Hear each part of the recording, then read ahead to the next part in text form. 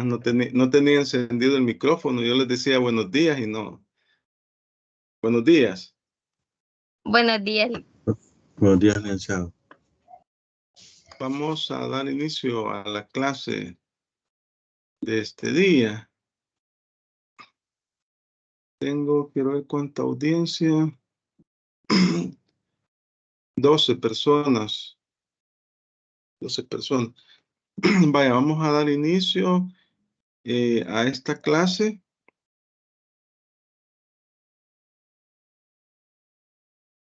Solo vamos a ver la presentación. Bueno, nos habíamos quedado en la capacidad legal, ¿se recuerdan?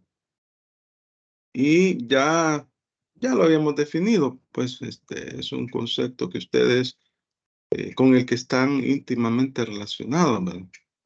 La actitud legal que tiene una persona para adquirir obligaciones y ejercer sus propios derechos.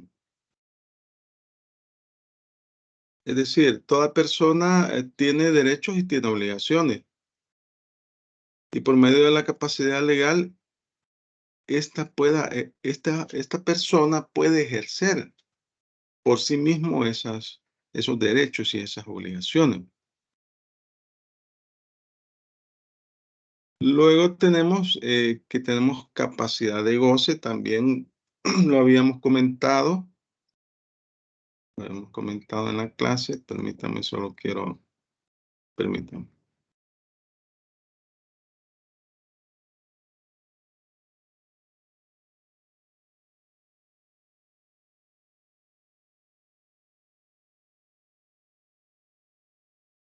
Habíamos dicho que la capacidad se clasifica entre otros tipos en capacidad de goce. Actitud por la cual una persona es titular o puede adquirir derechos y obligaciones. Vemos el concepto general de capacidad legal, la actitud con la que cuenta el individuo o la facultad que tiene para ser sujeto de derechos y obligaciones y para ejercer por sí mismo las obligaciones. Este es el concepto general, ¿verdad? Y luego la capacidad de goce, actitud por la cual una persona es titular o puede adquirir derechos y obligaciones. Tenemos también capacidad de ejercicio, actitud legal para ejercer por sí mismo derechos y obligaciones. Los conceptos son parecidos, ¿no? Solo que en la capacidad de goce la persona es titular y puede adquirir derechos y obligaciones, titular de derechos y de obligaciones. Y en la capacidad de ejercicio los puede ejercer por sí mismo. Tenemos también capacidad de postulación o procuración, es la que ejercen los abogados, ¿verdad? Ejercemos todos los abogados. En algún caso de alguna materia, en materia civil y mercantil, pues en materia judicial, la procuración es obligatoria. Eso significa que las partes por sí mismas no pueden acudir a la jurisdicción de forma directa, sino que lo tienen que hacer por medio de un abogado que los representa en el juicio. Luego tenemos la personería, la capacidad que tiene el presidente de una sociedad para representar a la misma. La personería jurídica. Normalmente lo que sucede es que en el caso de las sociedades, nombran un representante legal o un administrador único. Va a depender del tipo de sociedad. Pero las sociedades anónimas nombran un representante legal, nombran una junta directiva. Y del seno de esa junta directiva nombran un representante legal. Y le dan una credencial. Y esta credencial se debe de inscribir en el registro de comercio. Luego, también existen otro tipo de sociedades, las sociedades de personas. Ahora bien, en el caso de los abogados, ¿cómo ejercen la procuración? Le dan un poder especial, un poder. Puede ser un poder general o un poder especial, en donde el cliente le dice, mire, represénteme en tal proceso judicial. Quiero demandar a tal persona. Entonces el abogado hace la demanda, el cliente firma la demanda y luego el abogado va a representar a ese cliente. ¿Qué pasó? Bueno, tengo una audiencia de 26 personas en este momento. Veamos. Vaya, entonces con eso estaríamos agotando el tema de la colita que quedó del tema de la semana pasada, no de esta semana. Vamos a comenzar a hablar de las generalidades de los contratos. Las generalidades de los contratos.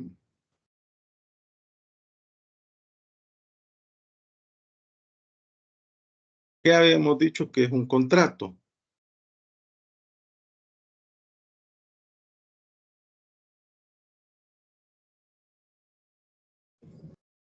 Es una forma de adquirir obligaciones. Una forma de adquirir obligaciones. Ajá. ¿Cuál habíamos dicho que es la diferencia entre convención y contrato?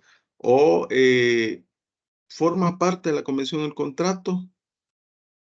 ¿O es una cosa distinta?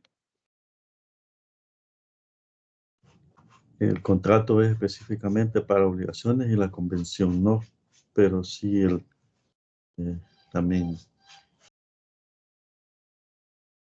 La convención es el género. El contrato es la especie. Es decir, la convención es más amplia porque sirve para crear, modificar, extinguir obligaciones. El contrato genera obligaciones entre las partes que lo suscriben. Es decir, un contrato lo suscriben dos o más personas y se obligan mutuamente. Esa era la diferencia fundamental, ¿verdad? Pero en síntesis, el contrato es una convención con la única característica de que genera obligaciones, porque hay convenciones que no generan obligaciones.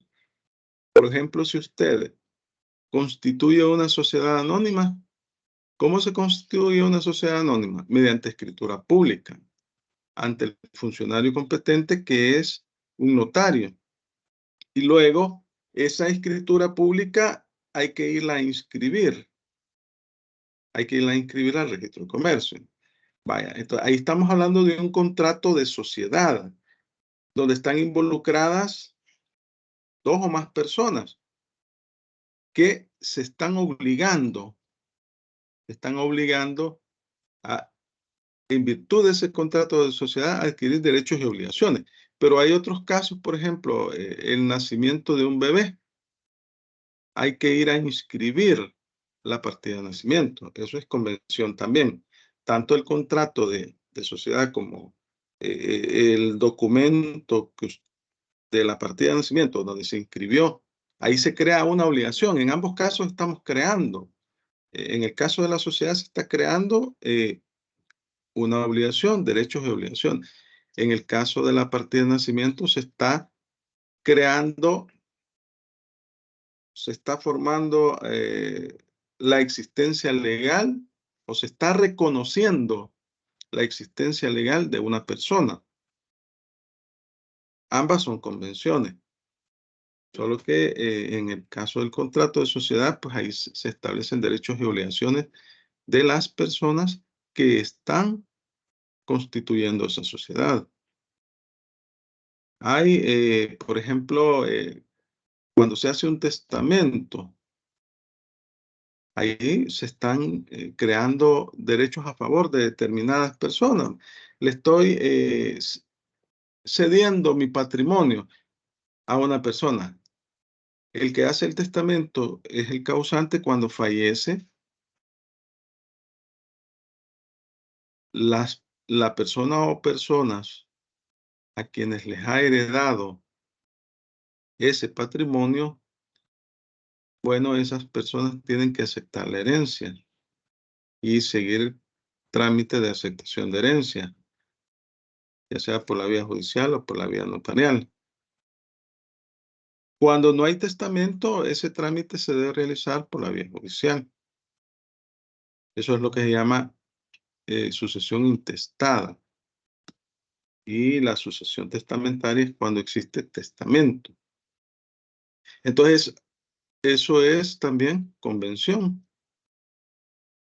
Vaya, vamos a ver acá.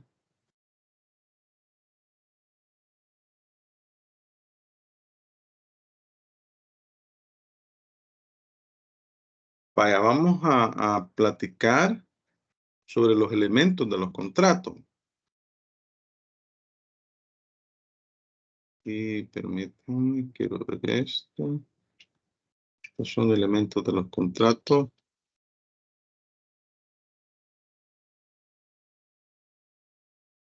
Vaya, vamos a ubicarnos aquí en la presentación de la semana pasada. En este cuadrito. Contrato, porque debemos de entender lo que es un contrato. Acto jurídico bilateral, ¿no? Es bilateral. Crea obligaciones de dar, hacer o no hacer. Estamos hablando de una declaración bilateral que tiene un fin específico, crear obligaciones. Es un acto jurídico bilateral. Eso es un contrato. Y habíamos leído estas disposiciones. Y también habíamos hablado de la diferencia entre contrato y convención. Decíamos que la convención es el género. Crea, modifica, extingue obligaciones. El contrato es la especie y solo crea obligaciones. Un acuerdo de voluntades cuyo fin es crear obligaciones. Entonces tenemos, ahí habíamos dado ejemplos, ¿no? La transferencia de dominio es una convención. Ahí está, habíamos puesto el ejemplo de contraescritura, el pago, extingue la obligación.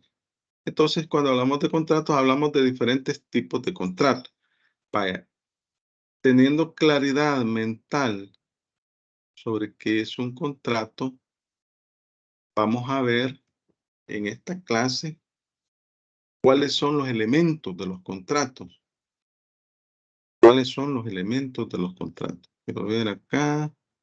Ya tengo 32 personas. 32 personas. Es que trato de recalcar ese dato porque después al finalizar la clase tengo que reportarlo. La asistencia a clase. Vaya, vamos a ver acá.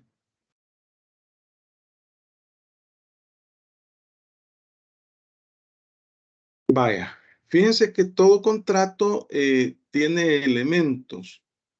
Aquí tenemos elementos esenciales, elementos naturales y elementos accidentales. Esos son los elementos de los contratos. Y también tenemos requisitos que debe cumplir todo contrato. Consentimiento, capacidad, objeto y causa. Consentimiento, capacidad, objeto y causa. Vayan. Y además, es decir, aquí podemos hablar de dos situaciones. Estamos hablando de requisitos generales que posee todo acto jurídico, que es el consentimiento, la capacidad, el objeto y la causa. Y hablamos de requisitos propios de cada tipo de contrato. Y estos son elementos esenciales, elementos naturales o accidentales. Vamos a leer las disposiciones legales. El artículo 1315 y el 1316 del Código Civil. Vamos a buscar aquí.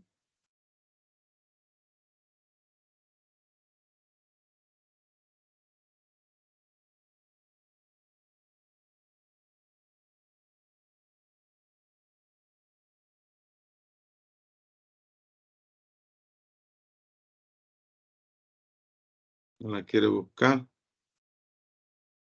Voy a buscar de nuevo. Lo leo si gusta. Vaya, léamelo por favor, el 1315. De acuerdo. Artículo 1315 del Código Civil. Son de la esencia de un contrato aquellas cosas sin las cuales no produce efecto alguno o degenera en otro contrato diferente. Son de la naturaleza de un contrato en las que, no siendo esenciales en él, se entiende pertenecer, sin necesidad de una cláusula especial. Y son accidentales a un contrato aquellas que ni esencial ni naturalmente le pertenecen y que se le agregan por medio de cláusulas especiales. Vale, perfecto. Ese es el artículo 1315, que nos hace referencia a los requisitos específicos de cada contrato, las cláusulas esenciales, naturales o accidentales. Ahora leamos el artículo 1316. Sí. El Título 2. 1316. Título 2 de los actos y declaraciones de voluntad. Artículo 1316. Para que una persona se obligue a otra por un acto o declaración de voluntad es necesario, primero, que sea legalmente capaz. Segundo, que consienta en dicho acto o declaración y su consentimiento no adolezca de vicio. Tercero, que recaiga sobre un objeto lícito. Cuarto, que tenga una causa lícita. La capacidad legal de una persona consiste en poderse obligar por sí misma y sin el ministerio o la autorización de otro.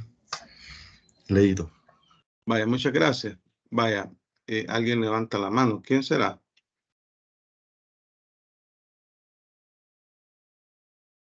Ya tengo 38 personas. ¿Quién ha levantado la mano? Lo escucho. Ajá. Sí, licenciado. Buenos días. Fíjese de que me están sacando la reunión. Siempre me sacan y dice, alguien te ha sacado la reunión. Por favor, no hagan eso porque nosotros sí estamos interesados en escuchar la clase. Yo creo que Solamente, eso, licenciado. yo creo que eso es problema del sistema. Eso debe ser problema del sistema, porque ya en ciclos anteriores ha sucedido esa situación. Lo importante es que usted ingrese cada vez. Sí, a veces pasa, ustedes saben que la tecnología no, pero lo importante es que en este momento está nuevamente en la clase. Yo aquí tengo problemas con el Código Civil, pero bueno, vamos a poner acá. Vaya, entonces tenemos los requisitos que debe de cumplir todo acto jurídico, el consentimiento, la capacidad, el objeto y la causa. Y tenemos los requisitos o los elementos de todo contrato, que la ley los clasifica en elementos esenciales, naturales o accidentales. Y entonces, aquí yo les he puesto algún ejemplo. Miren. El caso de la compraventa. ¿Cuáles son esos requisitos esenciales? La cosa y el precio. ¿Por qué? En un contrato de compraventa, lo que se está pactando entre las partes es la transferencia de dominio de un bien mueble o de un bien inmueble. Bueno, puede también venderse, hacerse un contrato de compraventa sobre otro tipo de bienes. Vaya, por ejemplo, un contrato de compraventa de un vehículo. El objeto de ese contrato es la venta de ese vehículo. Entonces, esa es la cosa. yo le vendo un vehículo a Javier y ese vehículo tiene determinadas características que se plasman en el contrato y además se lo vendo en un precio determinado. Esos son los requisitos esenciales. Luego tenemos requisitos naturales.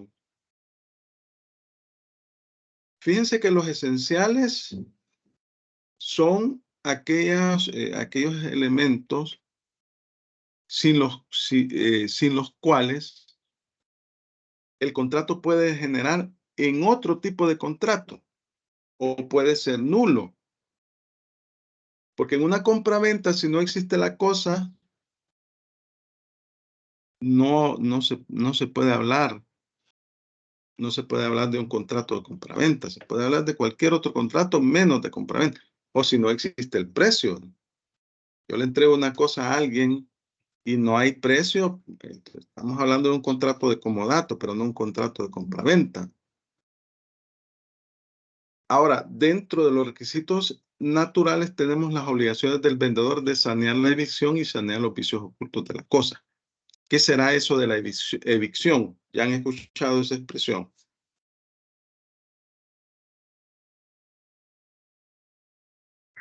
En lo personal, no. Ajá. Vaya, miren, la evicción es garantizarle la posesión pacífica de la cosa a una persona. Porque usted puede adquirir, digamos, alguien le vendió un inmueble y resulta que de repente aparece otra persona reclamando ese inmueble con mejor derecho. ¿Qué sucede ahí? Y entabla un juicio reclamando que él es el verdadero dueño y presenta documentos. Entonces, ¿quién debe de garantizarle al comprador, en este caso, que ese bien que le está vendiendo no va a tener ningún tipo de problema y le está garantizando la posesión pacífica de ese bien? Es el vendedor, ¿verdad? Es el vendedor. Y si se da un problema de esa naturaleza, entonces el vendedor tiene que responderle al comprador en caso de que prosperara la petición, el juicio. Entonces tendría que resarcirle el monto que pagó y los daños y perjuicios. Eso es la evicción. Luego los vicios ocultos, ¿cuáles serán? Doctrinariamente se denominan, bueno, legalmente también se denominan vicios redivitorios. Yo le estoy vendiendo un vehículo a Javier, decía. ¿Cuáles creen ustedes que pueden ser los vicios redivitorios? Los vicios ocultos o reinhibitorios podría ser que el vehículo tenía algún desperfecto y él no se lo hizo saber al vendedor, al comprador, perdón, y aún así se lo vendió y la persona después de comprarlo se dio cuenta que tenía un daño antes de realizar la compra. Imagínese, va en carretera y se le van los frenos. No le había hecho el mantenimiento que se le hace, bueno, anual a veces, pero lo correcto es hacerlo cada 3 meses, depende del tipo de vehículo. Entonces le vende el vehículo y se va a estrellar, ¿verdad? Obviamente que ahí, para saber si tiene vicios ocultos, ¿qué harían ustedes? Si compran un vehículo y para garantizar que no tenga vicios ocultos antes de comprarlo, ¿qué hace? ¿Qué es lo normal que hace cualquier persona? Se lleva con un mecánico. Un mecánico de confianza y el mecánico lo revisa y todo, pero a veces hay situaciones, hay vicios ocultos que no es posible establecerlos con una revisión general, ¿verdad? Entonces, Esos son los vicios redimitorios. ¿Y quién responde de esos? Responde el vendedor. El vendedor es el que responde. Vaya, entonces vimos en el caso de la compraventa, un elemento esencial o un requisito esencial es la cosa y el precio. Porque si falta uno de esos dos requisitos esenciales, puede ser cualquier otro tipo de contrato, menos compraventa. Y los naturales, tenemos la obligación del vendedor de sanear la evicción y sanear los vicios ocultos de la cosa. Y los accidentales, vaya, fíjense que los esenciales están establecidos en la ley. Igual los naturales. Y cuando usted vende una cosa, un vehículo, el caso típico que estamos platicando y común, ¿verdad? Se entiende que el vendedor debe entregar la cosa, dar la posesión pacífica de ese bien al comprador. Y está obligado a resarcir los vicios ocultos que pueda tener la cosa. Es su obligación. El comprador está obligado a pagar el precio y a recibir la cosa en los términos que han sido pactados. Entonces, los accidentales, estos son cláusulas especiales que se establecen en el contrato que son pactadas por las partes. Por ejemplo, el caso de que pacten un plazo para el pago. En el contrato pueden estarse, vaya, mira, te voy a vender este vehículo y me vas a dar el 50%. Y luego el otro 50% me lo vas a dar dentro de 6 meses. Así pactaron ambas partes, ¿va? Porque el comprador le dijo, mira, fíjate que yo en este momento no tengo dinero en efectivo. En 6 meses me van a mandar dinero de Estados Unidos, que es lo que es común ahora. Y ahí te voy a pagar la diferencia. Entonces lo pactan así en el contrato. Entonces hacen lo que se denomina un pacto comisorio.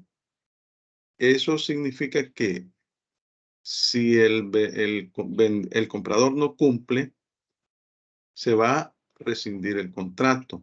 Es decir, puedes solicitar el vendedor que se rescinda el contrato. O puede existir una cláusula penal. La cláusula penal es como un recargo, una multa, una pena por el incumplimiento del plazo.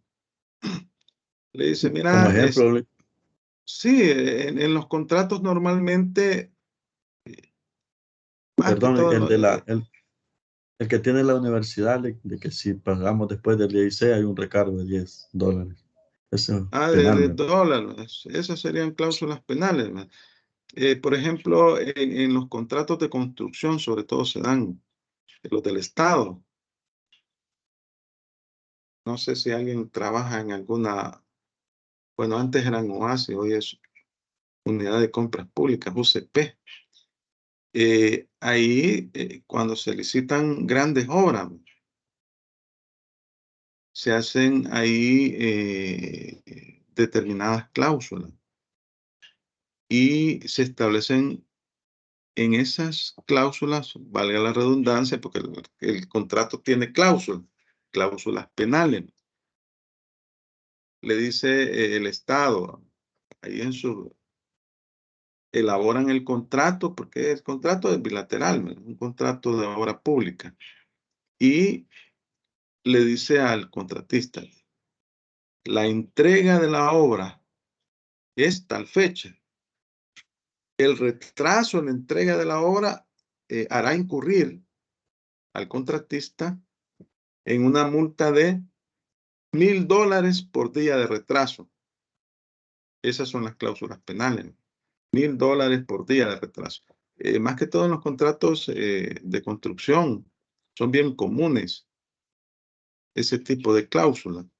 Y bueno, $1000 es bien poco lo que yo les estoy diciendo, son enormes. No sé si alguien ha tenido la oportunidad de ver un contrato de construcción de obra del Estado, cantidades enormes. Entonces, esos son cláusulas penales, son como castigos por el incumplimiento contractual, pero lo pactan las partes. Y para que sea aplicable debe estar establecida en el contrato. Si no está establecido en el contrato, no opera, debe de operar. Entonces, aquí tenemos el concepto de lo que es un pacto comisorio. Una estipulación en virtud de la cual las partes establecen que si no se cumple lo pactado en el documento, el contrato quedará sin efecto.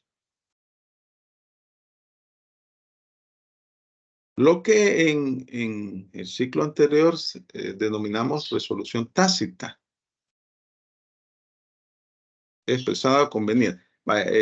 Ahí siempre se establece una cláusula en el contrato, el incumplimiento a cualquiera de las cláusulas establecidas en este contrato por cualquiera de las partes será motivo de la resolución o rescisión del presente contrato. Vaya, entonces vemos pues que tenemos requisitos comunes o generales a todo acto jurídico, porque el contrato es una convención y tenemos requisitos propios.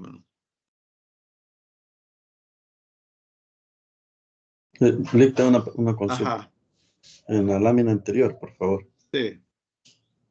Sí, en el número 2, donde los clasifica, dice naturales o accidentales. Pero ya en la explicación del ejemplo de la compraventa, ahí como que Sí, los son tres separa. cosas distintas. Sí, son tres cosas distintas.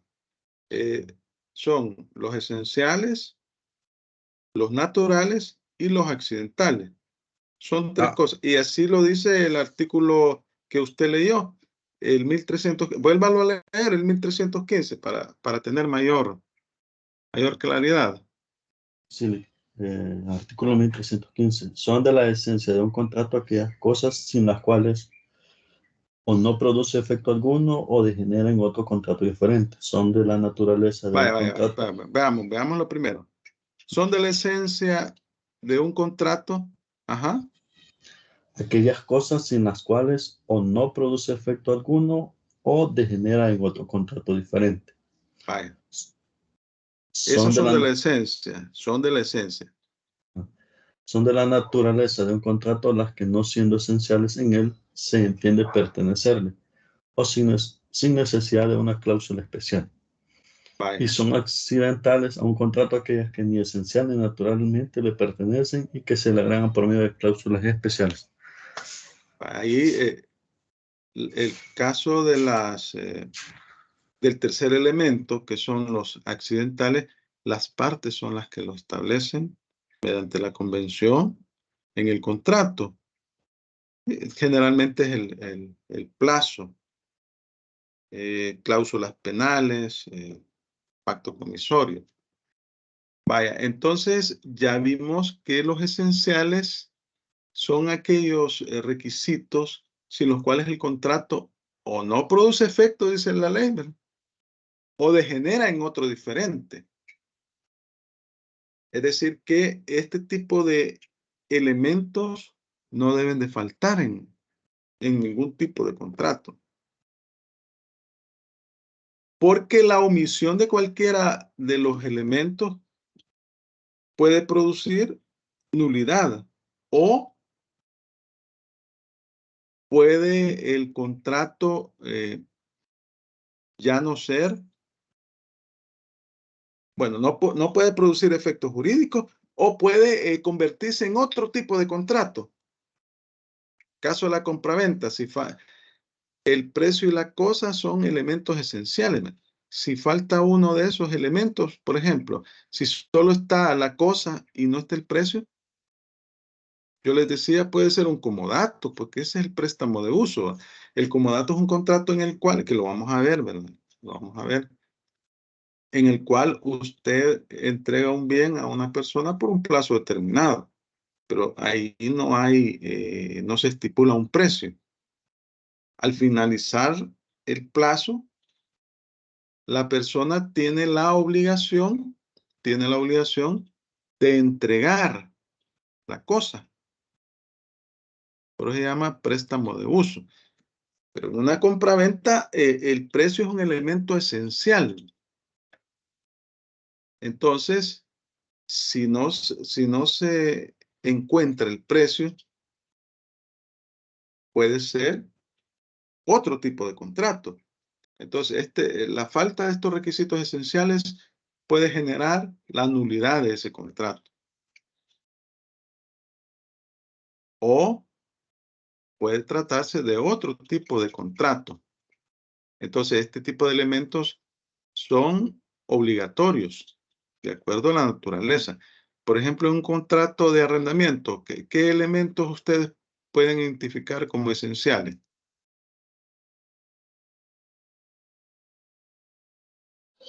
¿Cuál debe ser el monto mensual a cubrir? El canon mensual, ajá. ¿Y qué más? El contrato de arrendamiento de una casa, el canon mensual, que es el precio. ¿Qué más? La fecha de pago. Bueno, eso ya sería accidental. Esencial sería el canon mensual, ¿verdad? Y la entrega del bien a la persona, es decir, porque si usted está alquilando una casa, tiene que poner a disposición suya la casa, ¿verdad? Y luego usted se obliga a pagar un canon mensual. De eso se trata un alquiler de una casa, ¿verdad? Esos son elementos esenciales. Vaya, entonces, aquí hablamos que estos elementos esenciales son indispensables en cualquier tipo de contrato. Básicamente son de carácter obligatorio. Y las partes realizan el acuerdo de voluntades, ¿verdad? O sea, se ponen de acuerdo y establecen el tipo de contrato que van a realizar. Y estos, como decíamos, los contratos generan obligaciones. Vaya, entonces volvemos al ejemplo de la compraventa, la cosa y el precio. Si falta una de esas dos cosas, puede ser cualquier otro tipo de contrato, menos compraventa. Entonces, acá, en todo tipo de contrato, la característica principal es que las partes se obligan de forma libre. Entonces, aquí hablamos que deben de concurrir los elementos comunes a todo contrato, que es el consentimiento, la capacidad del objeto y la causa. Eso es elemental. Pero tenemos, en el caso de la compraventa, los elementos esenciales de la compraventa, la cosa y el precio. Licenciado, Ajá. pero yo fui la que le dije de la fecha, ¿verdad?, de pago y todo eso, Sí. pero no sé si estoy equivocada, pero considero que es un elemento esencial porque, por ejemplo, son requisitos que tendría que no le deben faltar al contrato, porque si le faltan, si se van a lo judicial por algo así, por no tener la fecha, digamos, la persona que arrienda, se me va la palabra, el arrendante, no podría hacer un efectivo, pues, digamos, la acción.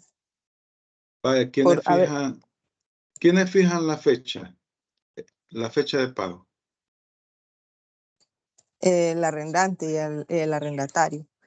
Las partes las fijan. Es decir, que esos son cláusulas establecidas por las partes. Pero ¿dónde están las características o los requisitos que debe cumplir un contrato de arrendamiento?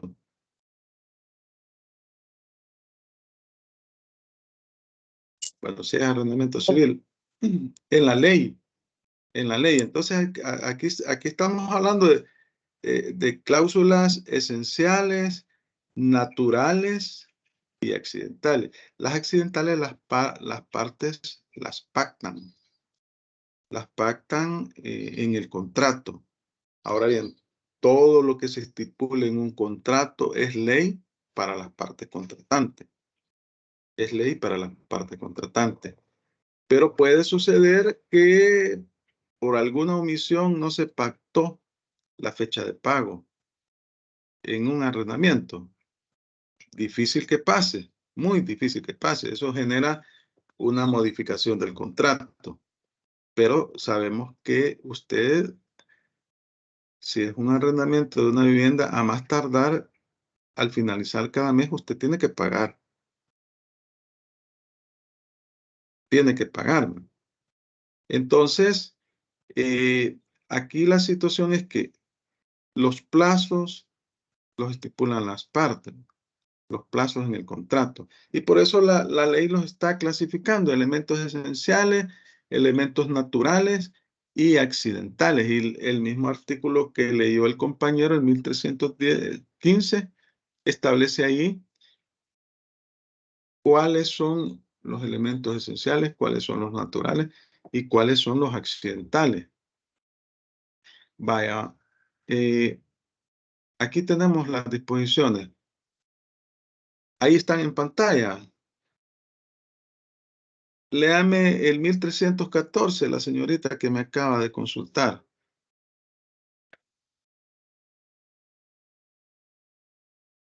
Artículo 1314. El contrato es real cuando para que sea perfecto es necesaria la tradición de la cosa a que se refiere.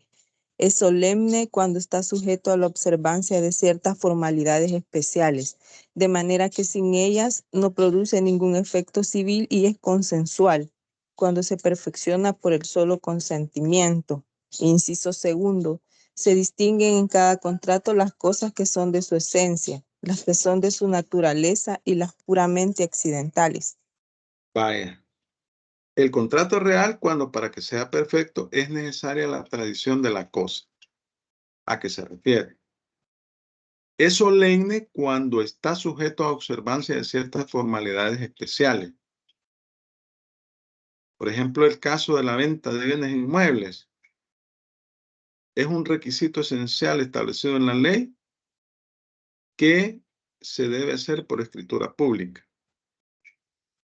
De manera que sin ellas no produce ningún efecto civil y es consensual cuando se perfecciona por el solo consentimiento. Los contratos son, normalmente, los contratos son bilaterales, ¿verdad? Debe existir el consentimiento de las partes, el consentimiento libre, sin ningún tipo de vicio. Y luego el 1315 nos hace la definición, dice. 1315 son de la, que ya lo leyó 2 veces el compañero. Yo se lo voy a volver a leer. Son de la esencia de un contrato aquellas cosas sin las cuales o no produce efecto alguno o degeneren otro contrato diferente.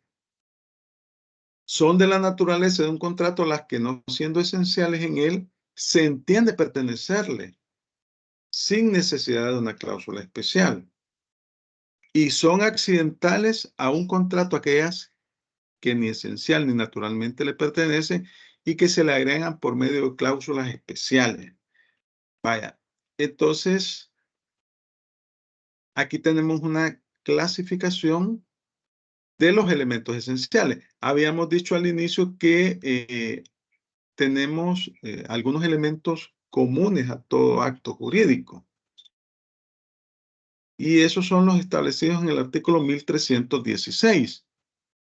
¿Alguien que me haga el favor de leerlo?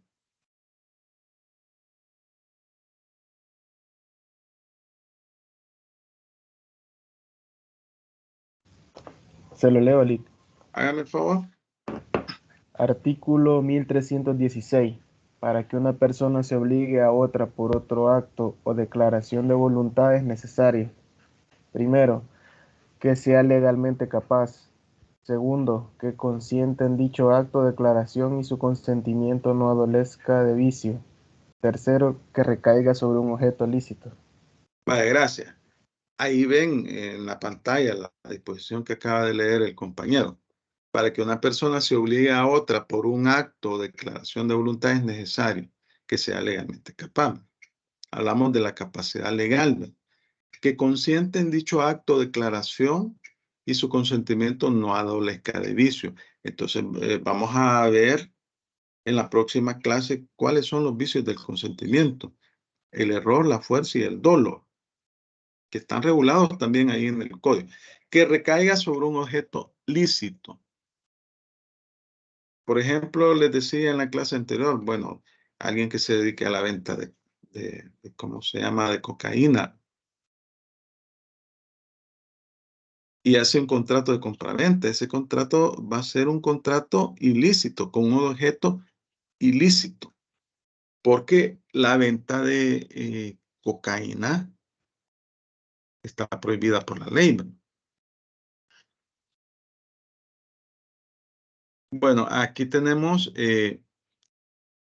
vamos a clasificar los elementos comunes propiamente tales, y vamos a leer las disposiciones legales y habilitantes y probatorios. Vaya, vamos a ver. Los elementos comunes deben seguir solemnidades para su perfección. Estos son los elementos comunes a todo acto jurídico y que son indispensables también para contratarlo.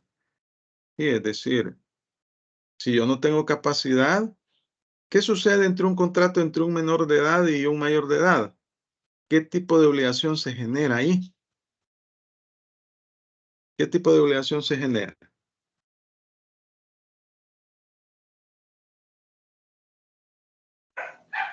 Yo creería que si es menor de edad, como no tiene la capacidad para obligarse, el contrato tendría un vicio, sería nulo. Ajá. Pero ¿qué Sí. vimos el ciclo pasado en Civil 2? ¿Qué tipo de...? Tenemos diferentes tipos de obligaciones.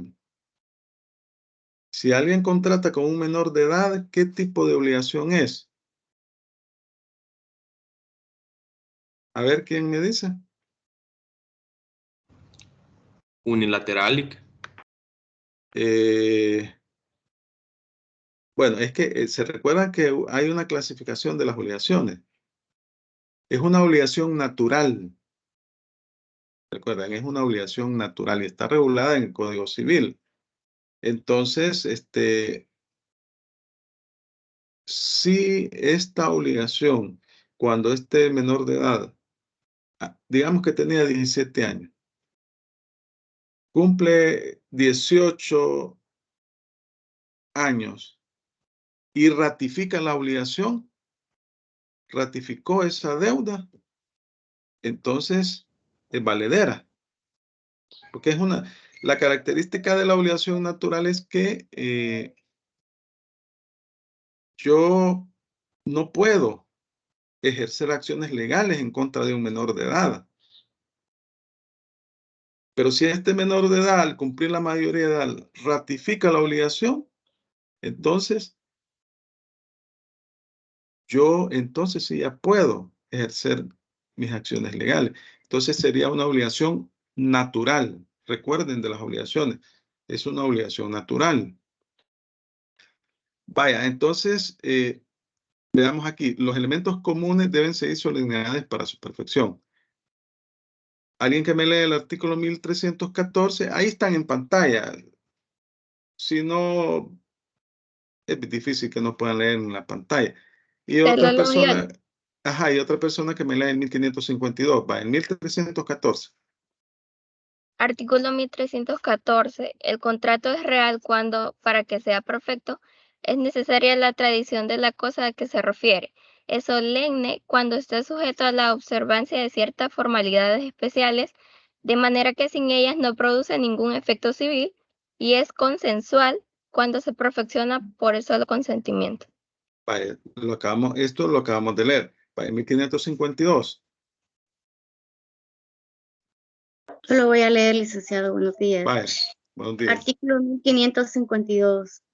La nulidad producida por un objeto o causa ilícita y la nulidad producida por la omisión de algunos requisitos o formalidades que las leyes prescriben para el valor de ciertos actos o contratos en consideración a la naturaleza de ellos y no a la calidad o estado de las personas que los ejecutan o acuerdan, son nulidades absolutas. Hay asimismo nulidades absolutas en los actos y contratos de personas absolutamente incapaces. Cualquiera otra especie de vicio produce nulidad relativa y da derecho a la rescisión del acto o contrato. Vaya, gracias. ¿Se recuerdan lo de las nulidades? El ciclo pasado se vio el tema de las nulidades. Las nulidades pueden ser absolutas y relativas. La nulidad absoluta está en relación a la naturaleza del acto. Y la nulidad relativa en relación a la calidad de las personas que intervienen en ese acto.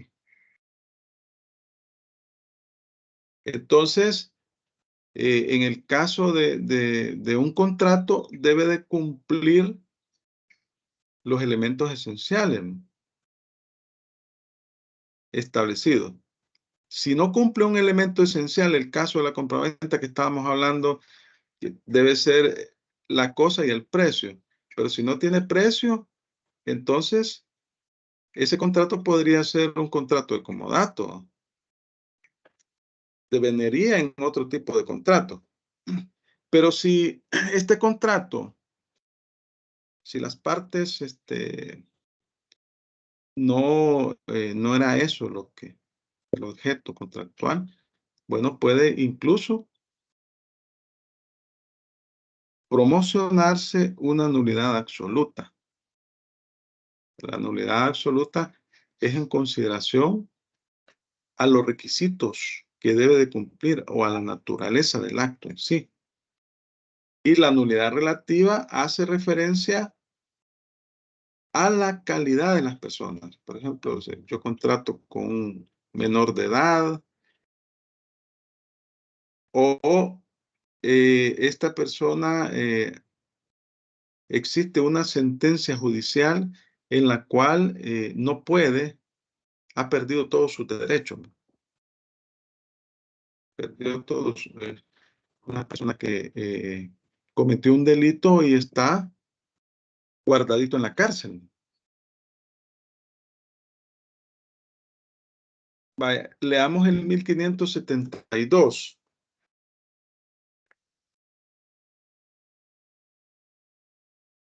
Ahí lo tienen en pantalla. Sí, 1572. La falta de instrumento público no puede suplirse por otra prueba en los actos y contratos en que la ley requiere esa solemnidad, y se mirarán como no ejecutados o celebrados, aun cuando en ellos se prometa reducirlos a instrumento público dentro de cierto plazo, bajo una cláusula penal. Esta cláusula no tendrá efecto alguno. Fuera de los casos indicados en este artículo, el instrumento defectuoso por incompetencia del funcionario o por otra falta en la forma valdrá como instrumento privado.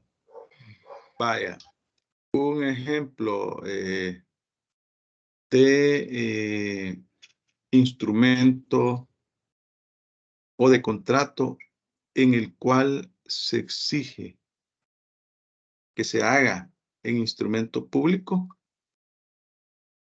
El de la venta de una casa tiene que ser en escritura pública. La Igual venta de una... el matrimonio también. Ajá. Entonces, esos son actos o contratos que se deben de establecer en una escritura pública ante el funcionario competente.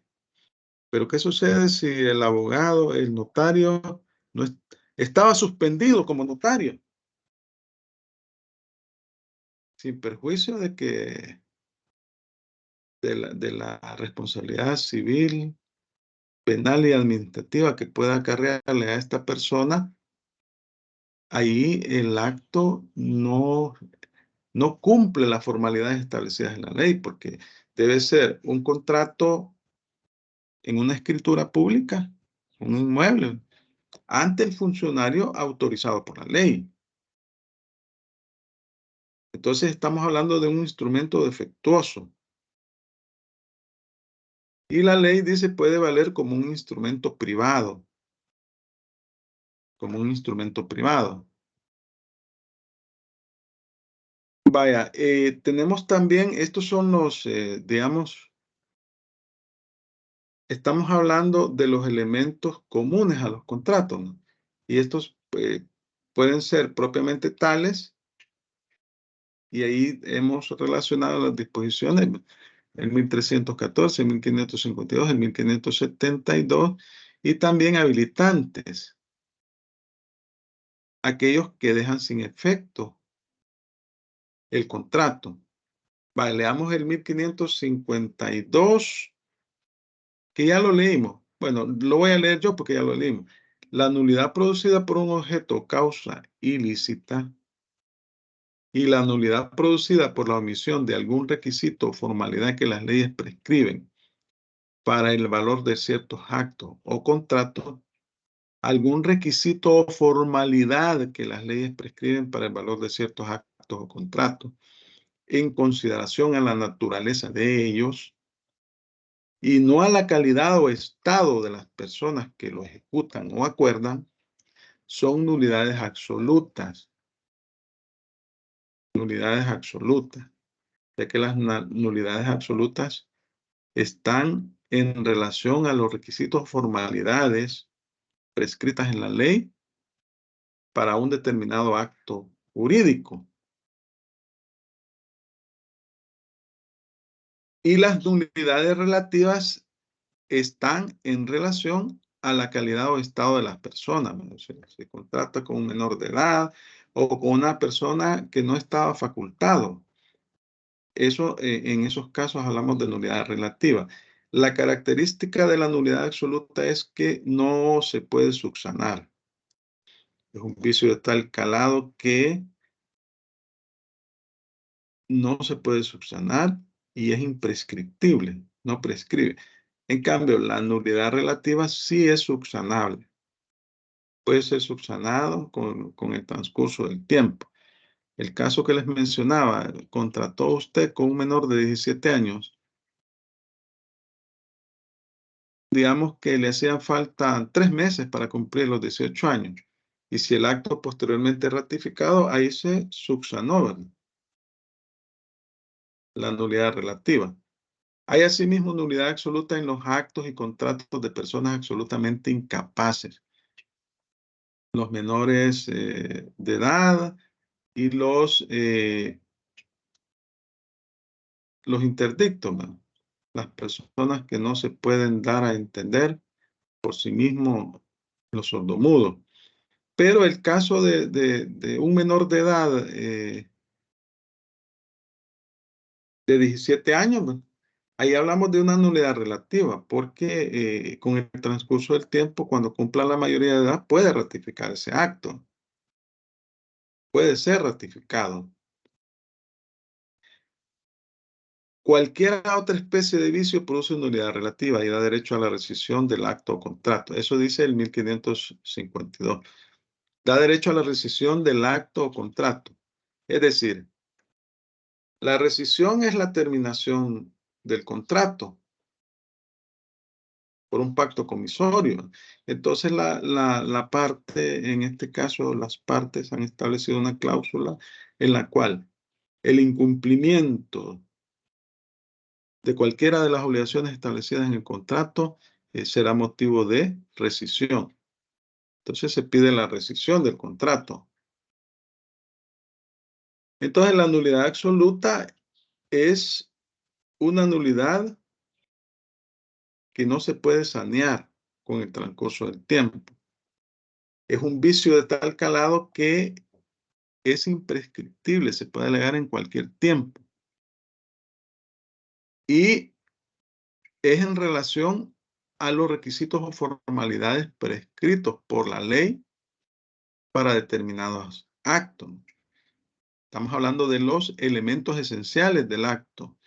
Por ejemplo, cuando en todo acto, los elementos generales, tenemos el consentimiento, el objeto, la causa y las solemnidades. El consentimiento es la voluntad libre de cualquier vicio. Vicio del consentimiento, es decir, estamos hablando cuando las partes de manera voluntaria, sin ningún tipo de fuerza, se pusieron de acuerdo y firmaron el contrato. El objeto y la causa, ya lo vamos a ver enseguida, y las solemnidades, ya más o menos hemos visto aquí que hay ciertos requisitos establecidos en la ley. En el caso de la compraventa de bienes inmuebles, se debe hacer por escritura pública. De lo contrario, se va a reconocer como un instrumento privado, pero no va a tener efectos legales. Hasta que las partes elaboren ese contrato en una escritura pública. ¿Qué sucede si no se cumplen estos requisitos? Bueno, queda sin efecto el contrato, porque se omite un requisito de validez de la obligación. Luego tenemos los probatorios, ¿verdad? Ahí vemos una expresión latina que ahí tenemos el concepto. Describe la forma requerida por la ley para probar la existencia de un hecho o un derecho. Sobre este tema, el ciclo pasado en Civil 2, se vieron estas disposiciones legales, pero las vamos a recordar. Leamos el artículo, una persona que me lea el 1579 y otra persona que me lea el 1580. Le voy a leer el 1579, licenciado. Vaya. Artículo 1579. No se admitirá prueba de testigos respecto de una obligación que haya debido consignarse por escrito. Vaya, esa es una regla general que establece la ley. Es decir, una obligación en la cual, digamos, un contrato en el cual se hace un préstamo, un mutuo, de X cantidad de dinero. Ahí están las obligaciones establecidas por las partes, ¿no? Y consta la firma de las partes. En esos casos, la ley no admite prueba de testigo. Es decir, que va a decir la persona obligada, mire, yo no firmé ese contrato. Aquí voy a ofrecer como testigo a tales personas. O que diga, mire, el objeto del contrato era tal o cual cosa. Y yo lo puedo probar porque ahí estaba fulano de tal, ¿no? ¿Verdad? Si firmó el contrato, están por escrito las cláusulas estipuladas en el mismo. Si no es su firma, tiene que demostrarlo por un perito. Ahí estamos hablando de peritaje de una firma. Le damos el 1580. Buenos días, le voy a leer el Buenos días. 1580. Deberán constar por escrito los actos o contratos que contienen la entrega o promesa de una cosa que valga más de 200 colones. No será admisible la prueba de testigos en cuanto adicione o altere de modo alguno lo que se expresa en el acto o contrato, ni sobre lo que se alegue haberse dicho antes o al tiempo o después de su otorgamiento, aun cuando en alguna de estas adiciones o modificaciones se trate de una cosa cuyo valor no alcance a la referida suma. No se incluirán en esta suma los frutos, intereses u otros accesorios de la especie o cantidad debida. Gracias. ¿Cuántos son $200? Perdón, colones en dólares. Dividan 200 entre 8.75. ¿Cuánto sale? Son $22.85, licenciado. $22, ¿no? Bueno, el Código Civil es del siglo antepasado. Vaya, pero acá nos está estableciendo reglas, ¿verdad? Cuando es un contrato, ahí no se admite prueba de testigos porque lo dicho en el contrato es de obligatorio cumplimiento para las partes. Y aquí exige que el código, que si es más de 200 colones, o sea, 22.85, $86, ¿no? Debe constar por escrito. Bueno, lo mejor es que conste por escrito porque... Disculpe, Ajá, licenciado, que lo interrumpa. ajá, Hace poco tuve un contrato yo en mis manos. ujú, Un cuñado mío alquiló un vehículo. sí, Se lo alquilaron quizás por 15 días. El vehículo, pues, a los 3 días dejó de funcionar el motor. ujú, Y quizás el error que tuvo fue no haberle reportado al dueño. A la hora de que iba a entregar el carro, el dueño le estaba pidiendo $1,300 para ponerle el motor nuevo, pero le dijo que tenía que comprar el motor y darle el dinero con el cual tenía que pagarle al mecánico. mm. Y a la hora de presentar el contrato, porque le pregunté, ¿y firmar un contrato? Le digo yo. Sí, me dice, y me envían la foto de un contrato donde no estaba ni firmado por un abogado, no tenía ni la firma del abogado, estaba firmado 2 veces por la misma persona que era el arrendatario, y el arrendante nunca firmó. Y me quedo yo, este contrato no es válido, le digo, porque no está sellado por un abogado, y de por sí estaba mal escrito, mal redactado. Y me quedé yo. Era un contrato privado. Es un contrato privado, pero si no constaba la firma de una de las partes, no era un contrato bilateral, no existía obligación. Entonces, el problema es que Solo, ese tipo, ajá, no tenía la ¿sí? firma del abogado, o sea, no estaba ni sellado ni por un abogado, es como que alguien lo haya redactado, como que si yo lo hubiera redactado mal redactado y nunca puse el espacio donde tenía que firmar el arrendante, solo estaba firmado por el arrendatario, nada más. Sí, es algo así como, lo que le pasó a él es algo así como cuando usted saca, antes se daba más eso, usted saca en una comercial un televisor y le dicen, firme una letra de cambio y está en blanco, una letra de cambio en blanco, algo así, ¿verdad? Pero en ese caso, si no existía la firma de la otra parte, no existía obligación, es decir, no había, la naturaleza de ese contrato de arrendamiento su naturaleza es bilateral. Ahora, cuando no está firmado por un notario, no es por un abogado, un notario, eso significa que es un documento privado. Es un documento privado. Y para que haga fe un documento privado, es necesario que las partes lo ratifiquen. Pero ahí, en ese caso particular, si no existe la firma de una de las personas, no es contrato. Porque no existe, no se obligaron mutuamente. Lo que sucede a veces es que se hace el contrato, ¿cómo se llama? El de arrendamiento y luego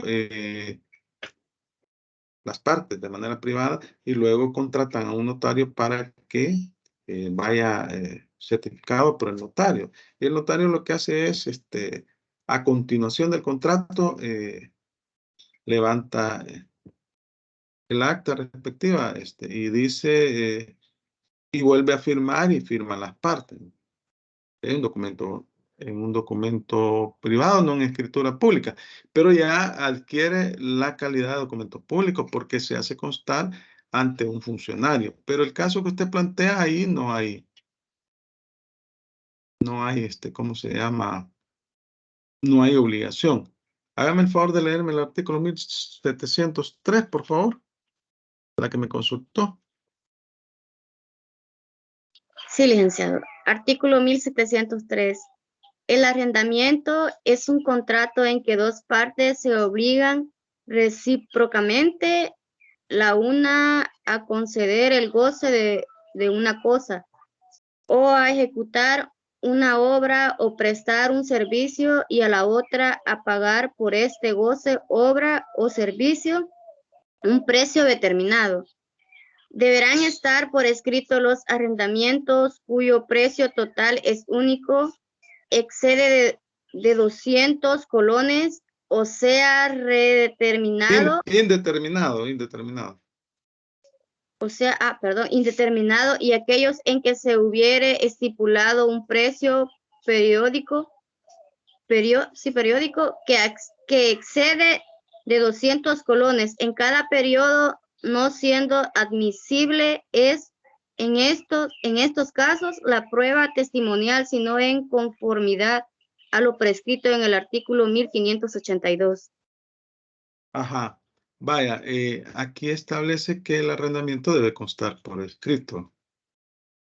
El arrendamiento es un contrato en que las dos partes se obligan recíprocamente. El caso que usted plantea, no hay una obligación recíproca. Entonces, esa es una cláusula esencial del contrato de arrendamiento. La una a conceder el goce de una cosa o a ejecutar una obra o prestar un servicio, y la otra a pagar por este goce, obra o servicio un precio determinado. Esas son las cláusulas esenciales del contrato de arrendamiento y están establecidas en la ley. Cuando una de las partes no firmó, entonces no es un contrato de arrendamiento. Deberán constar por escrito los arrendamientos cuyo precio total y único exceda de 200 colones o sea indeterminado, y aquellos en que se hubiera estipulado un precio periódico que exceda de 200 colones en cada periodo. Seguimos con los 200 colones. No siendo admisible en estos casos la prueba testimonial, sino en conformidad a lo prescrito en el artículo 1582. Ahí habla el 1582 de el principio de prueba por escrito. Es decir que, por ejemplo, un documento determinado no puede ser la prueba del acto contrato. Usted firmó un pagaré. Pero ese pagaré lo único que demuestra es que usted adquirió una obligación, pero no es la prueba de que usted firmó determinado contrato. La prueba para establecer que usted firmó un contrato de compraventa es el contrato mismo.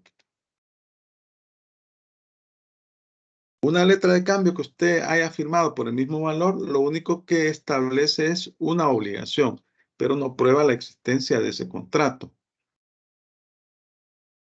Vaya, entonces vamos los elementos naturales.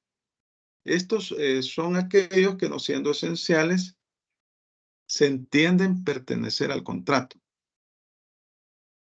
sin que haya necesidad de incorporarlas mediante cláusulas especiales. O sea, por eso se llaman elementos naturales. Son de la naturaleza del contrato. Aunque las partes contratantes no los indiquen expresamente dentro del contrato, opera la presunción de su incorporación por virtud de la relación contractual de los contratantes, valga la redundancia. Y aquí se le vuelve a poner el ejemplo de la compraventa.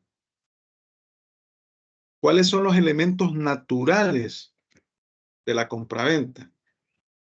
La obligación que tiene el vendedor de responder por los vicios ocultos de la cosa al comprador, ya lo dijimos, ¿verdad? Esto ya lo habíamos platicado. Los vicios como los de evicción y redivitorio. Decíamos que el vicio de evicción, el vendedor le garantiza la posesión pacífica de la cosa. Es decir, que le entrega la cosa y le garantiza que no hay ningún problema. Si el día de mañana aparece otra persona con mejor título y establece, mire, yo soy el dueño de esa cosa, y inicia un proceso judicial, entonces el vendedor está en la obligación de pagarle el precio y además responder por los daños y perjuicios que se le causó al comprador.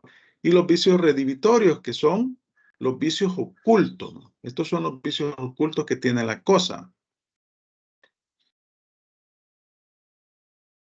Y esto, digamos, son obligaciones que garantizan, es como, digamos, cuando usted compra una cosa, le dicen, mire, ahí va la garantía.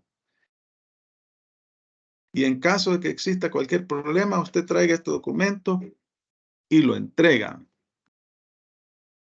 Entonces, esos son elementos naturales. Ya vamos a ver las disposiciones. La famosa cláusula resolutoria también, ¿verdad? Que cuando se establece ahí esa cláusula, esta cláusula se establece que en caso de incumplimiento de las obligaciones establecidas en el contrato, se va a rescindir el contrato. Entonces, estos son elementos naturales, porque depende del tipo de contrato, se entienden incorporados al mismo, aunque las partes no los mencionen. Y el caso de la cláusula resolutoria tácita. Si no se cumple con las obligaciones pactadas, porque aquí estamos hablando que cuando se obligan las partes en un contrato son obligaciones bilaterales, ¿no? Y el incumplimiento por una de las partes de una de las obligaciones establecidas faculta a la otra parte a exigir que se cumpla lo pactado y si no se cumple, que se resuelva el contrato y que se paguen los daños y perjuicios, ¿no? Los daños y perjuicios establecidos. Vaya, leamos el 1360, por favor.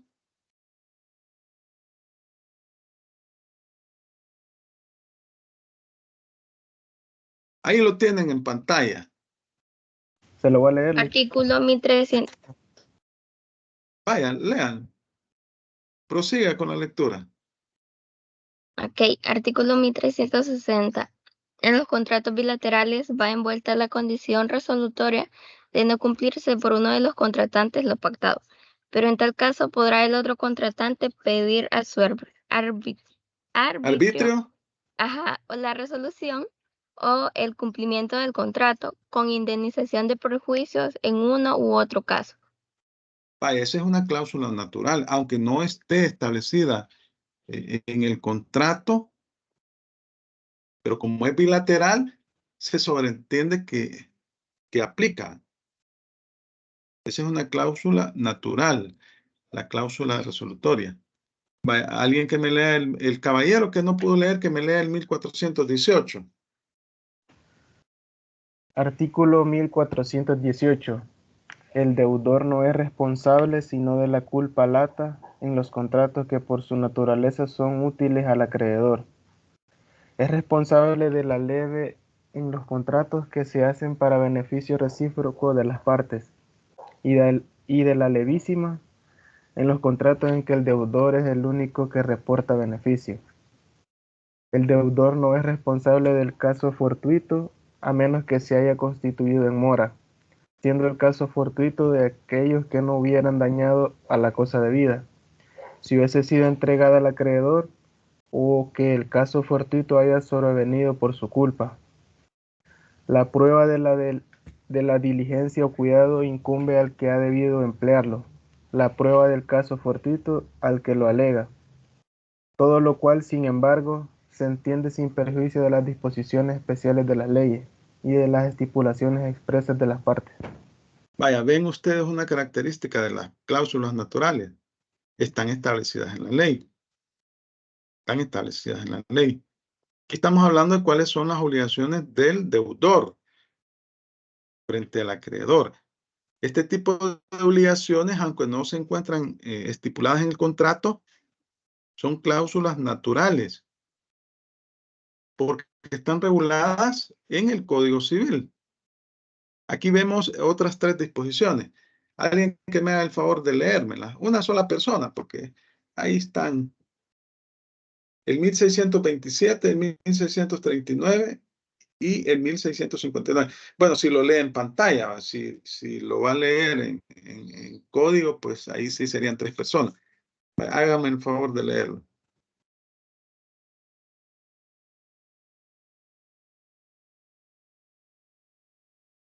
Sí, artículo 1627.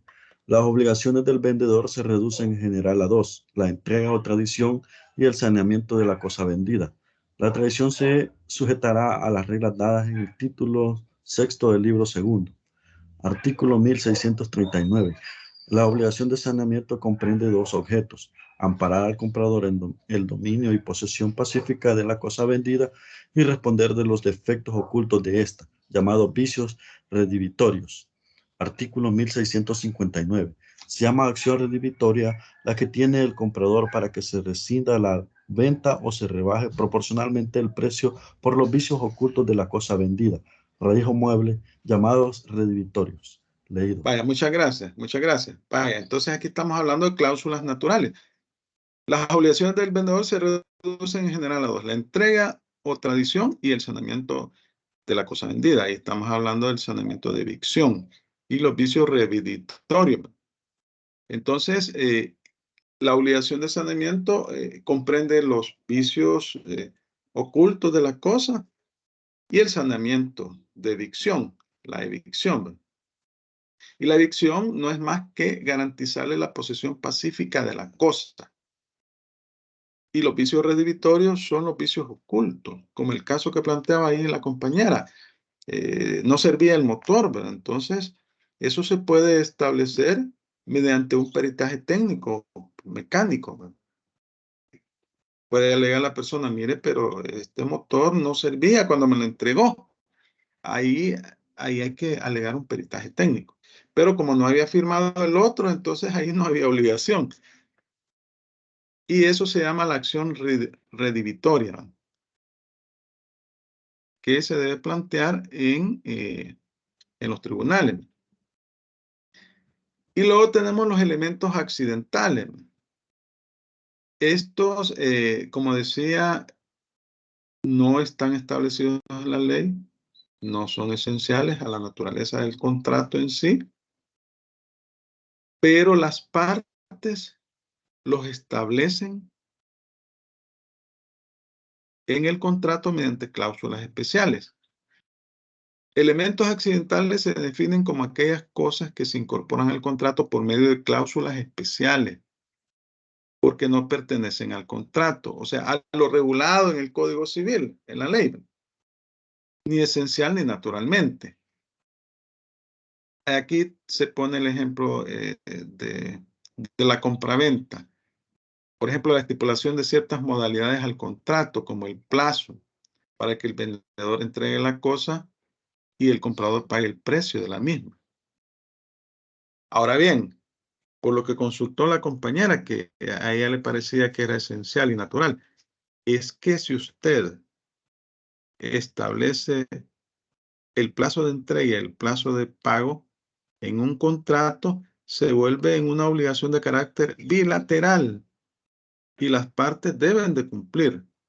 Si no cumplen, se pide la resolución del contrato y el pago de indemnización por daños y perjuicios. Entonces, esos son elementos accidentales porque las partes los establecen en el contrato, pero una vez que están establecidos en el contrato, se vuelven de carácter obligatorio. Entonces, aquí las partes pactan voluntariamente en el contrato incluir ese tipo de cláusulas para beneficio recíproco, para garantizarse, pues, en este caso, el pago. Las cosas de la esencia y naturaleza del contrato, estas se entienden incorporadas por disposición de ley, o sea, la ley lo regula. Y si las partes no los estipulan, ¿qué debe hacer el abogado? Recurrir a la ley. En cambio, las cosas accidentales deben ser expresadas en el contrato para que se vuelvan obligatorias. Deben ser expresadas por las partes en cláusulas especiales. Y aquí tenemos el ejemplo mismo de la compra, que es el más sencillo de entender. El señalamiento del lugar para el pago del precio o para la entrega de la cosa. El otorgamiento de plazos al comprador para pagar el precio. Bueno, se nos ha ido el tiempo. Fíjense que no he visto en realidad los correos y ya me enviaron todos los grupos. Los integrantes eran 10 grupos, ¿verdad?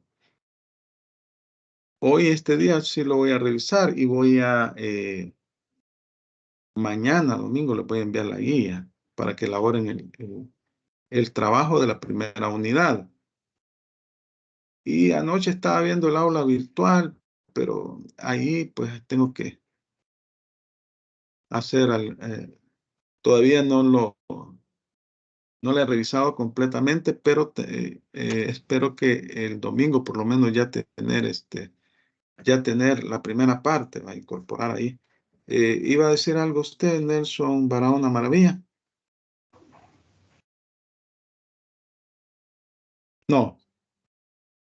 Bueno, yo espero que ya estén conformados los 10 grupos. Y ahí en el aula virtual voy a habilitar una pestañita para que también ahí se registren los grupos. Y les voy a dejar la tarea para que la presenten. Para que la presenten es una tarea bibliográfica, es decir, no es una investigación bibliográfica. Hay que buscar el libro, los libros que se les están sugiriendo o los que ustedes tengan. No es cosa del otro mundo, pues. Pero sí deben de cumplir los parámetros establecidos en la guía. Para sacar buena nota, pues, que no solo sea corte y pegue sin revisar el trabajo y un tipo de letra en una página, otro tipo de letra en otra página, sin numeración. Todo eso no. En la guía yo les planteo. Ya básicamente, no sé si alguien tiene algún comentario, alguna consulta. Sí, licenciado, la guía la va a subir al aula virtual usted. ¿Y para qué Mire, fecha será? mañana, a más tardar mañana, porque ya estamos. Se las voy a subir y a la aula virtual para que ustedes la bajen y revisen la tarea que les va a tocar realizar. Como les digo, es una tarea bibliográfica, pues no es algo. Lo único que tiene que tener usted es un libro de derecho civil, de contrato, ¿no? Nada más. No sé si tienen otra consulta. Clic al aula virtual nos subirá esta presentación. Sí, Gracias. las dos, ¿verdad? La de la semana, bueno, esta semana, ¿verdad?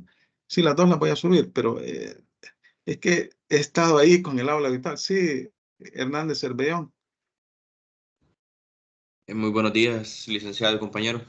Bueno, en este caso yo es primera vez que estoy en la clase. Las dos primeras clases pues me las perdí por cuestión de salud.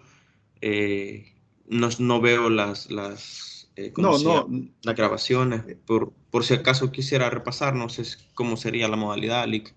Disculpen la No, consulta. yo subo al aula virtual, pero igual aquí en TIN ahí están las grabaciones. Usted ingresa a TIN y ahí queda la grabación y ahí la puede bajar a usted también.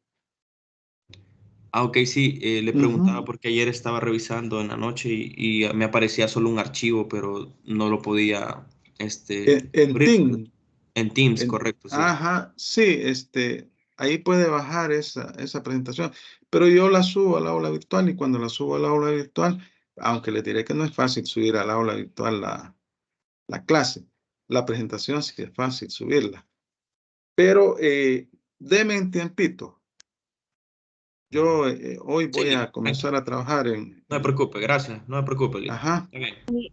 Disculpa, Lip, una última consulta antes que se retiren, Ajá. porque ya casi termina la hora. ¿Esta Sí. tarea es individual o en grupo? No, es en grupo, ya les dije que es en grupo. Individual, Es- no, hombre, son un montón, no me paso todo el ciclo calificando. Es por eso, es en grupo, es grupal. Por eso incorpórese a un grupo. Bueno, gracias a todos, ya terminó la clase. Pasen un feliz fin de semana, bendiciones, que todo les salga bien y nos vemos el próximo miércoles. De acuerdo, Luis, gracias. Bendiciones. Gracias, Gracias, Lip. licenciado. Feliz día a todos.